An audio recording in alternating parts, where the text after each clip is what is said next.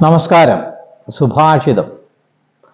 വൃശ്ചികസ്യ വിഷം പുച്ഛേ മക്ഷികായാഹ വിഷം ശിരഃ തക്ഷകസ്യ വിഷം ദന്തേ സർവാംഗേ ദുർജനസ്യ ച.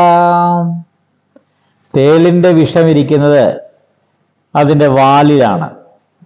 ഈച്ചയുടെ വിഷം ഇരിക്കുന്നത് ശിരസിൽ. പാമ്പിൻ്റെ വിഷമിരിക്കുന്നത് അതിൻ്റെ പല്ലിലാണ്. ഇങ്ങനെ എല്ലാ വിഷജന്തുക്കൾക്ക് വിഷം നിറച്ചിരിക്കുന്നത് ഇരിക്കുന്ന ഓരോരോ അവയവങ്ങളിലാണ്.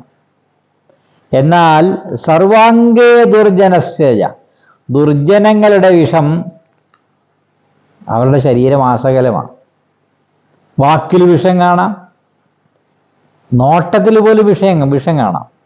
അപ്പോൾ ദുർജനങ്ങൾക്ക് എവിടെയാണ് വിഷം എന്ന് ചോദിച്ചു കഴിഞ്ഞാൽ ശരീരമാസകലം വിഷം എന്നാണ് ഈ സുഭാഷിതം അർത്ഥമാക്കുന്നത്. ഓരോ ജന്തുക്കൾക്ക് ഓരോ തരത്തിലാണ്, അതായത് വിഷം ഉള്ള ഓരോ ജന്തുക്കൾക്ക് ഓരോ തരത്തിലാണ്, അവരുടെ ശരീരഭാഗങ്ങളിലാണ് വിഷമിരിക്കുന്നതെങ്കിലും ദുർജനത്തിന് ശരീരമാസകലം വിഷം ആണ് എന്നിവിടെ സുഭാഷിതം സൂചിപ്പിക്കുന്നു.